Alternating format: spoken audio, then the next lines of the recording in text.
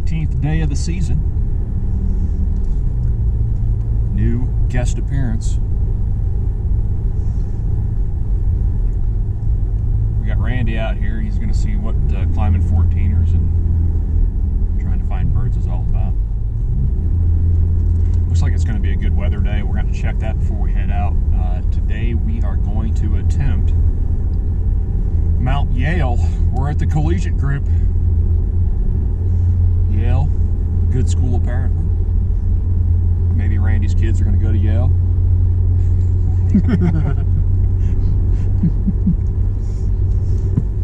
We're going to see what we can get into. Mount Yale, for all those who are unaware, we're in Colorado. It's just a little bit west of Buena Vista. Of course, it's a 14er. Supposedly fairly challenging. I think there's going to be birds up there. I got some faith. Did you see that? Yeah. Elk?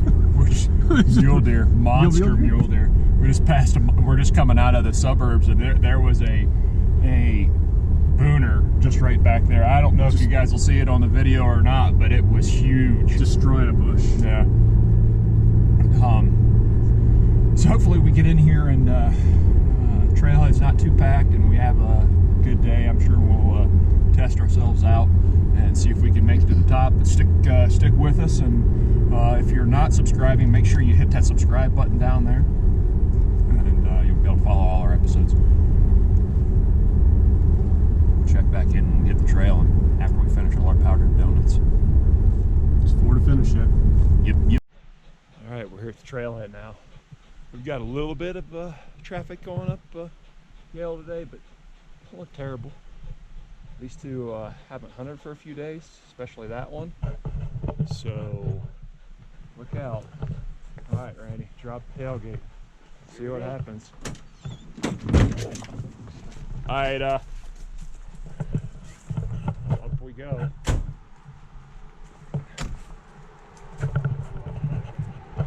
Come on, Ida, this way. The bad news is apparently this is about 4,000 vertical we got going here. Leaving right around 8 o'clock, so we're going to kind of make the time. That's important because we need to know how long it takes us to get in so we can gauge how long it takes us to get out. Away we go.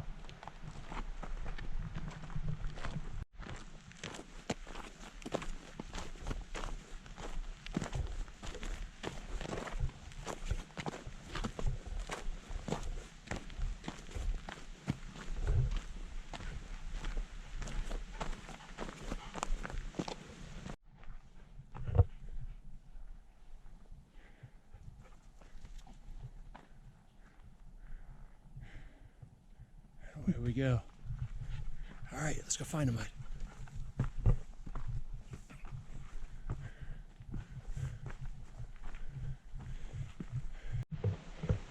Front end of this trail has actually been a little bit too, get water down here, flat and cooperative. So the expectation is that we're going to pay for that later, but we've got surface water here, so we'll load up the dogs, reload up our bottles if we need to. I don't know what Randy's consumption rate is yet, but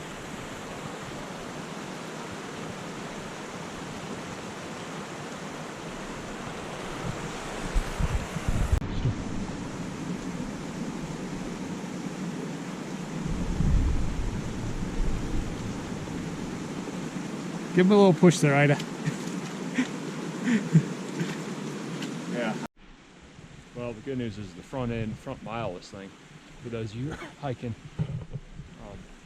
Yale has a lot of surface water, so if you've got a filtration system or a life straw, you're going to be able to utilize that and stay hydrated on the front end.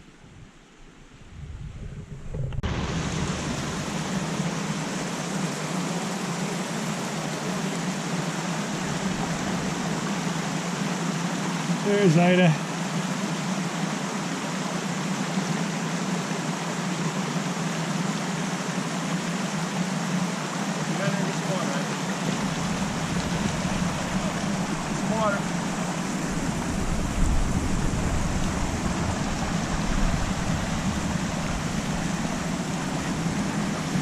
Here, get some water, guys.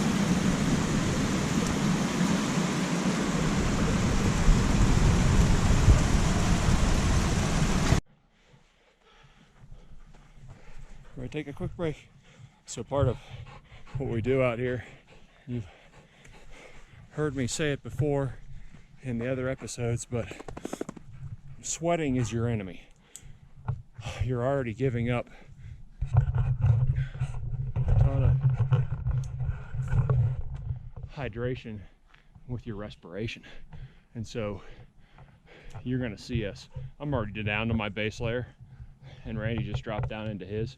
And it's just because we're trying to stay somewhat cool. I think this hike is going to be challenging because at some point we're going to go pretty extreme vertical, and it's really tough not to sweat when you do that. So we're trying to get a pace where we're not sweating but still keeping a decent pace, and that'll be kind of the constant battle. And then when we get above tree line, if the wind starts blowing, you'll see us relayer. It's not wardrobe changes for the sake of wardrobe changes. It's we're trying to save water, essentially.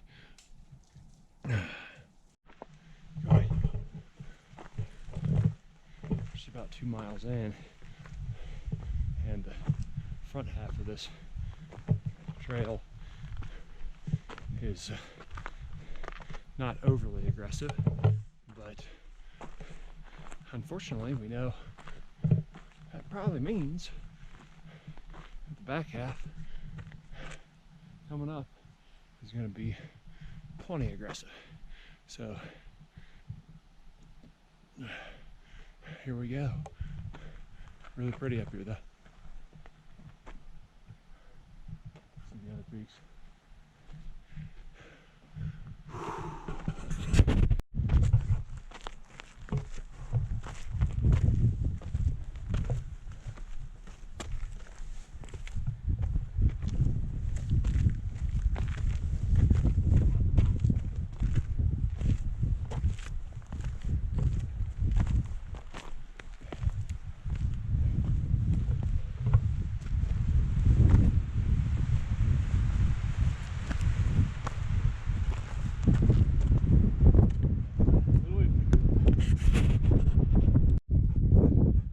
Just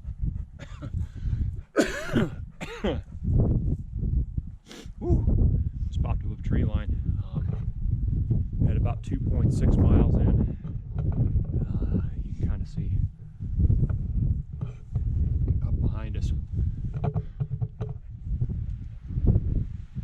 headed that way.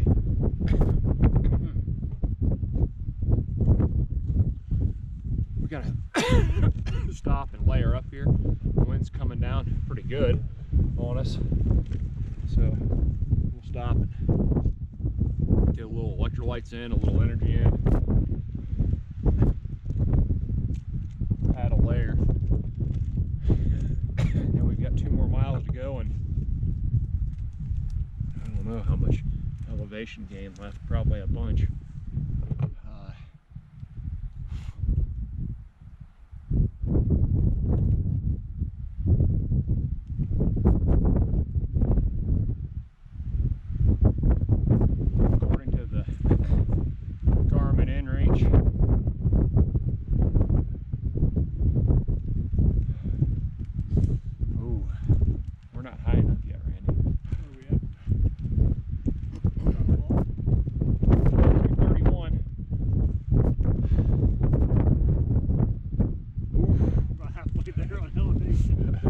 So we're going to gain about 2,000 vert in 2 miles. That's aggressive.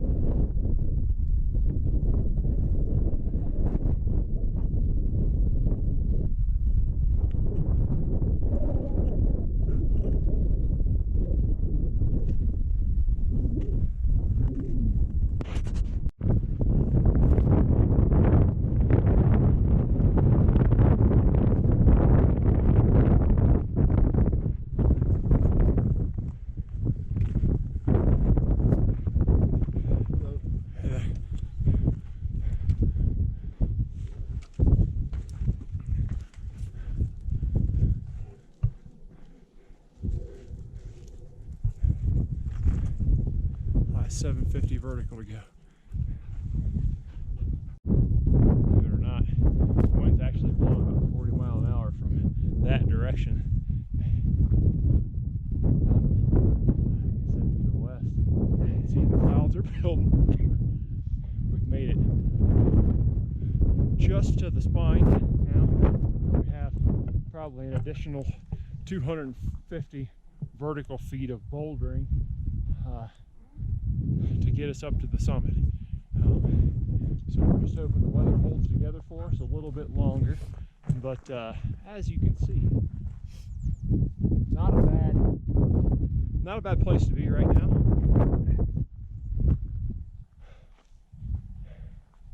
And just a little bit more energy to get us out. This hike is 4.6 coming in, and what we're finding out is that's really the outside edge of what we can do with the dogs, both for feet and the amount of water we can carry. So much past 9 for us puts the setter at 18 minimum, and that's a heck of a big day. So I'm gonna be glad to get out here and get this, hopefully get to the top and share it with y'all.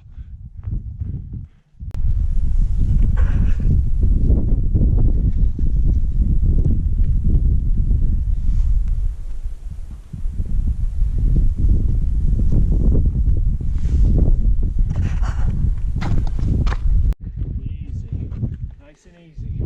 Go. Easy. Nice and easy.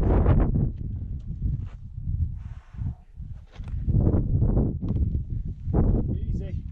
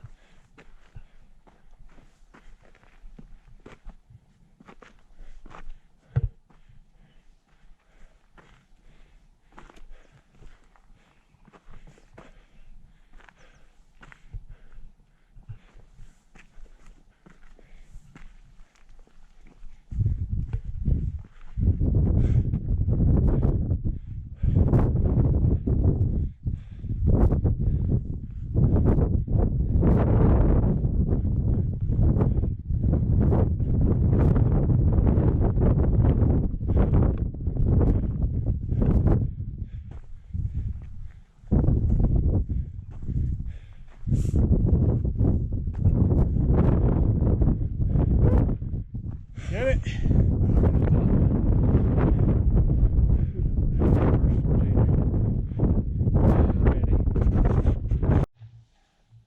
We have made it up here. Rio is sitting right here next to me. We got Ida. Took us just a shade under 5 hours to climb up with gear. There are certainly people who can do that faster without gear.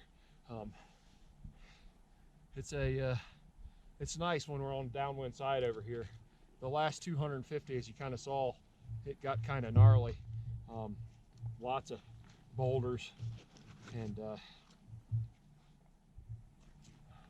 places that don't look that safe for the dogs, but they managed, and so we'll manage them on the way back down. We're going to take a good look at their pads here, do a quick assessment. You guys can kind of see around us clouds building up, and that's a little bit of a concern. They're not growing puffy tall yet. There's a little bit of haze though down in the valley, which tells you that we do have some rising moisture, and it's kind of all around us, so we're going to want to get off the hill and do it safely. But it was a wonderful hike on the way up, and Randy's first 14er, and made it up in good time, and certainly looks like bird country coming up through here. So I'd expect we might get lucky on the way back down. So we're just gonna shove in a few calories, shove in a little bit of hydration, and point it downhill.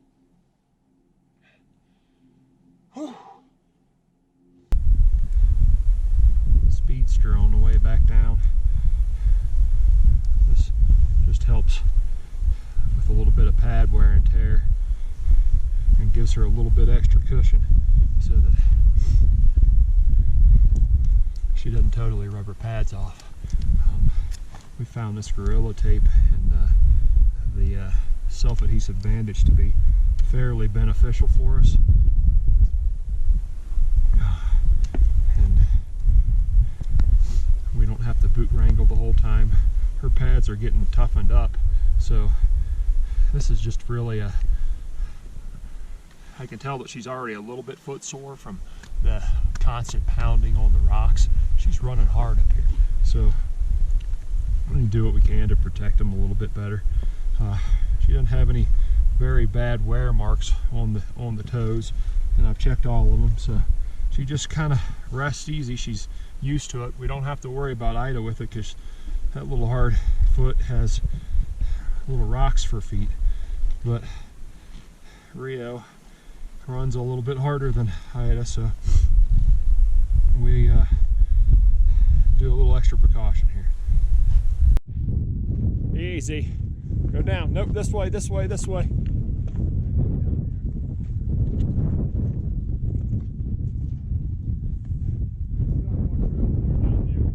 Okay. Just take Ida down real easy with you, and then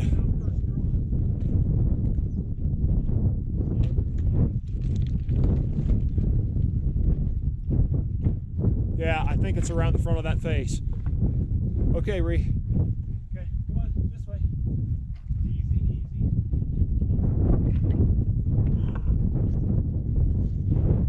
I'll follow you. Go see if you can get the next cairn marker with Ida. I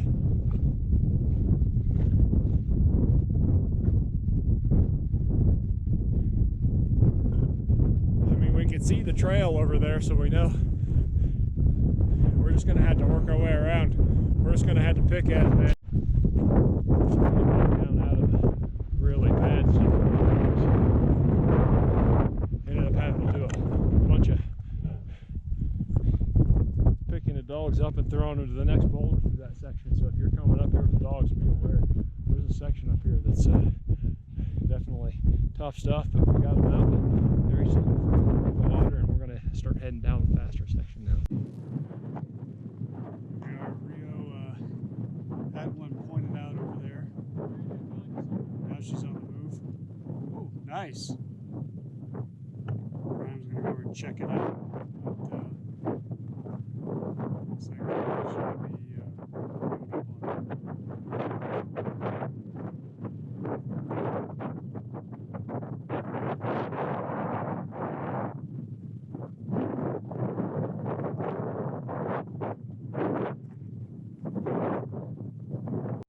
Well, there was a pretty good example of how dangerous it can get fast, way too fast. Rio was getting birdie over here. This way. Call her to you, Randy.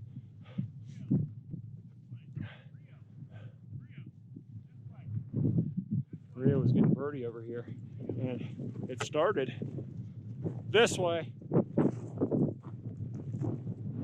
as a okay section with vegetation, and we were kind of up there, and then we got into this loose scree stuff, and as I walked by and put my hand down on the boulder, it came loose, and it just rolled within 3 feet of Rio down the hill. 110 pounds probably, maybe 200-pound boulder. Not a good scenario. Definitely scared me some. Yeah, note to self: do not get in that stuff. Those boulders are loose and barely touch the boulder. Not that size. And it came right off the mountain and right downhill. So, no good.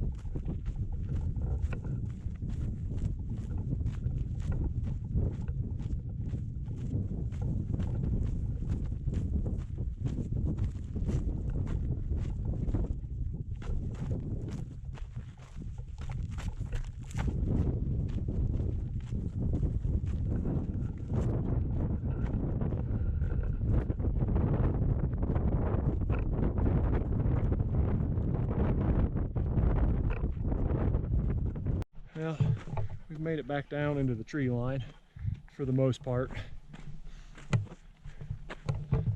The water supply is dwindled, so I'll be glad to get down here to some of these streams. They're not too deep into the tree line. Chance we'll still find bluegrouse down there, but just happy to be out of the rough stuff on the back end of this hike. It's been fun. What'd you think, Randy? It was challenging, everything it was made out to be. It was worth it though. If you need a day of rest, I think, after this. Yeah. This one, the back end of the hike has a lot of vertical gain quickly, and it adds up on you. But if you're not invested in wild places and wildlife, it's time to get invested. If you're not a bird hunter and you want to know about the ultimate underdog species, then you need to follow us and check out Upland Birds, because we pull hard for their success. And you can follow us on Facebook, Instagram, Twitter, and of course subscribe right down there on YouTube. We certainly will appreciate it. Thanks for watching this episode, and if you are a bird hunter and you're chasing limits, it's time to stop chasing limits and start testing your own. Get out here to some wild places. We're going to get down this mountain and eat our weight in chocolate. Hey, I do not know what you are doing, but we run around entirely too hard in these videos for you not to subscribe. So, subscribe. Then watch another video. Then send me a biscuit. No, send us a biscuit. No, send me 2 biscuits and her 1.